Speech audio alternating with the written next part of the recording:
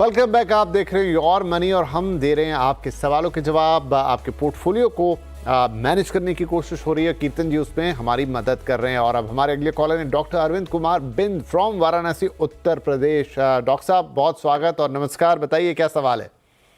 नमस्कार सर। नमस्कार जी। सर जैसा कि सर मैं अपना पोर्टफोलियो आपको भेज दिया हूँ सर।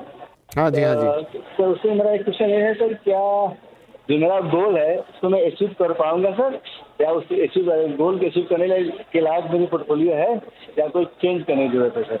और दूसरा क्वेश्चन सर मेरा ये था, मैं पहले ELSS फंड लिया था, आदित्य बिरला सन लाइफ का, उसको मैं अभी हाल ही में मार्च 2025 में बंद कर दिया सर। उसका जो पैसा है, जो कॉर्पस है, क्या उसको रिडीम कर लें या किसी अदर फंड में निवेश कर दें या उसी फंड में निवेश करें? ठीक, सारे सवालों के जवाब देते हैं। तो डॉक्टर साहब का एक बार हम वो देख लेते हैं पोर्टफोलियो। देखिए मंथली SIP 30,000 की कर रहे हैं, अब तक 16 लाख से ऊपर का हो चुका है। अतिरिक्त 2,000 की SIP और करना है। और आपका जो लक्ष्य है कि 15 साल में बच्चे की पढ़ाई के लिए 1 करोड़, 20 साल में बच्चों की शादी के लिए 1 करोड़ और फिर 25 साल बाद जब रिटायर होंगे तो 12 करोड़ रुपए आपको चाहिए। और जो अभी आपका पोर्टफोलियो उसमें मेरे asset large cap, Kotak flexi cap, HSBC mid cap, SBI small cap, HDFC multi cap और बंधन स्मॉल कैप, इसमें आप निवेशित हैं। और इसके अलावा NPS आप डालते हैं मंथली 24,000 और कॉर्पस से 15 लाख रुपए का। और ELSS फंड के बारे में भी वो चाहते हैं कि निवेश तो बंद कर दिया उन्होंने, लेकिन क्या उसी में निवेशित रहें या फिर वहाँ से पैसा निकाल के कहीं और डालें। तो राइट, इनका पोर्टफोलियो भी देखना है, इनके लक्ष्यों को भी देखना है और वो ELSS वाला सवाल भी। कीर्तन जी। डॉक्टर साहब सबसे पहले तो आपकी गोल प्लानिंग से स्टार्ट करते हैं। आपने कहा कि चाइल्ड एजुकेशन के लिए आपको 15 साल में 1 करोड़ चाहिए। 12% के बेसिक अजम्पशन पे आपको 21,000 रुपए की SIP चाहिए इस गोल को अचीव करने के लिए। और मैरिज के लिए आपको तकरीबन 11,000 रुपए की SIP चाहिए। तो अगर आप इन दोनों SIPs को जोड़ दें तो तकरीबन 32,000 रुपए की अगर आप SIP करेंगे, जो आज आप कर रहे हैं 30,000 प्लस 2,000, तो ये दोनों चाइल्ड रिलेटेड गोल्स को आप काफी आसानी से अचीव कर पाएंगे। तो आपकी आज की SIP को आप अपने दोनों चिल्ड्रन के एजुकेशन और मैरिज के गोल से लिंक कर दीजिए। ये दोनों गोल पॉसिबल हो पाना संभव है।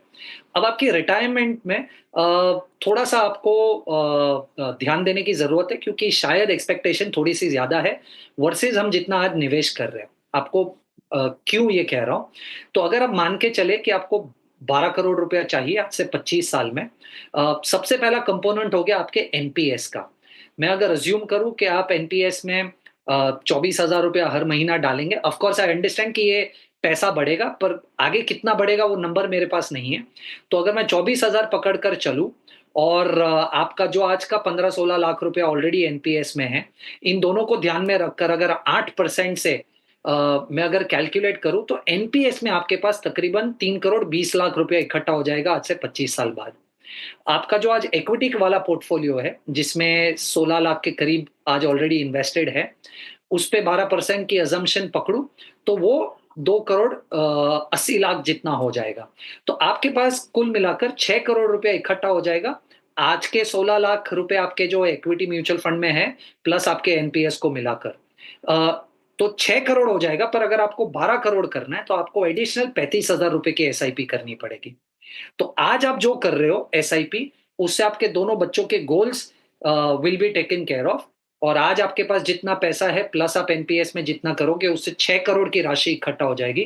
पर अगर आपको 12 करोड़ चाहिए तो आपको और 35,000 रुपया निवेश करना पड़ेगा। शायद अगर एक साथ ना हो पाए तो धीरे धीरे कर कर आपके पोर्टफोलियो में जो आपका ELSS फंड है उसे आप कंटिन्यू कीजिए, कोई प्रॉब्लम नहीं है। 2 एग्जिट्स सजेस्ट करूंगा, आप मेरा एसेट का लार्ज कैप और HSBC का मिड कैप, इन 2 फंड से एग्जिट कीजिए। बाकी फंड्स पोर्टफोलियो में अच्छे लग रहे, नया पैसा जो भी आएगा, जो भी फ्यूचर में निवेश करें, उन बचे हुए फंड्स में कीजिए।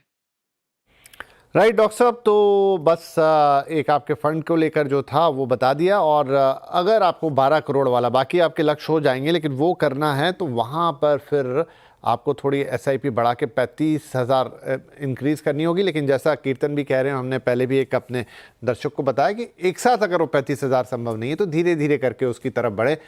12 करोड़ ना सही तो 8 करोड़ बने, 10 करोड़ बने, तो आप धीरे धीरे उसको बढ़ाइए। और बाकी आपका चीज़ें संतुलित हैं तो आपको शुभकामनाएं कि आप इसी तरीके से अपने निवेश को आगे बढ़ाते रहिए। आगे अगर भविष्य में भी आपको कुछ लगता है, आप हमसे फिर से अपना सवाल पूछ सकते हैं, अपना पोर्टफोलियो एक बार चेक करा सकते हैं।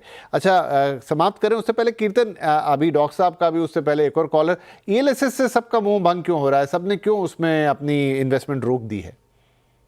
विपिन जी, अनफॉर्चुनेटली ये हो रहा है कि ELSS में निवेश सिर्फ वो ATC के टैक्स एडवांटेज की वजह से किया जा रहा था जो 1.5 लाख रुपया था। अब क्योंकि लोग शायद नए वाले टैक्स रेजिम में जा रहे जहां पर ATC वाला वो एडवांटेज अब नहीं रहा, तो लोगों को ये लग रहा है कि मैं क्यों पैसा रोकूं उस कैटेगरी में, जब कि उस कैटेगरी में से मुझे टैक्स एडवांटेज नहीं मिलने वाला। पर अगर आप हिस्टोरिकल डेटा देखें तो फ्लेक्सी कैप फंड्स से बहुत बेहतर कैटेगरी एवरेज है ELSS की। तो अगर लोग फ्लेक्सी कैप में जो निवेश कर रहे थे उस फ्लेक्सी कैप निवेश को या ELSS को उस फ्लेक्सी कैप के नजरिए से देखे, तो मुझे ऐसा लग रहा है ELSS में बहुत सारे ऐसे फंड्स हैं जो ELSS कैटेगरी से, सॉरी, फ्लेक्सी कैप कैटेगरी से बहुत बेहतर परफॉर्म कर रहे हैं। हाँ, ऑफ कोर्स एक थियोरेटिकल डिसएडवांटेज है कि 3 साल का लॉक इन है, पर मुझे ऐसा लग रहा है कि अगर आप इक्विटी और फ्लेक्सी कैप फंड में आ रहे हो और 3 साल से कम समय के लिए आ रहे हो तो आप ऐसे भी गलती कर रहे हो। तो मुझे ऐसा लग रहा है ELSS बहुत अच्छी और इंटरेस्टिंग कैटेगरी है, लोगों को उसे फ्लेक्सी कैप के हिसाब से लेना चाहिए। यस जी जी, ये बड़ा महत्वपूर्ण सवाल था और आपने उसका उतना ही अच्छा जवाब भी दिया है। राइट, चलते चलते कीर्तन साहब, आपके टॉप 4 फंड्स? विपिन जी, ICICI का वैल्यू डिस्कवरी, PPFAS का फ्लेक्सी कैप, कोटक का मिड कैप और निपॉन का स्मॉल कैप। मुझे लग रहा है ये 4 फंड्स एक बड़ा अच्छा कॉम्पोजिशन है पोर्टफोलियो बनाने का। तो कोई भी आज अगर निवेश करने की कोशिश कर रहा है, शायद ये 4 फंड्स को, बट 7-8 साल का इन्वेस्टमेंट होराइजन हो, उसी इन्वेस्टर को इन 4 फंड्स में पैसा इक्वली निवेश करना चाहिए। जी, बहुत शुक्रिया कीर्तन, आज आपने वक्त निकाला, हमारे दर्शकों के सवालों के जवाब दिए और फाइनली ये अपने टॉप 4 फंड्स भी बताए। और वो बड़ा अच्छा टॉपिक था, अच्छा शॉर्ट टर्म इन्वेस्टमेंट वाला, वो मुझे लगता है दर्शकों को काफ़ी पसंद आया होगा। तो बहुत बहुत शुक्रिया शो पे आने के लिए, और सभी दर्शकों का भी बहुत बहुत धन्यवाद। आप भी अपने सवाल हमें यूं ही भेजते रहिए। अच्छा लगता है कि अगर आप हमारी सलाह के साथ ग्रो करते हैं, अपने जीवन के लक्ष्यों को पूरा करते हैं। ये हमारा ईमेल एड्रेस और साथ ही फ़ोन नंबर, ज़रूर हमें अपने सवाल भेजिएगा, इंतज़ार रहेगा। फिलहाल के लिए आपसे इजाज़त लेते हैं, नमस्कार।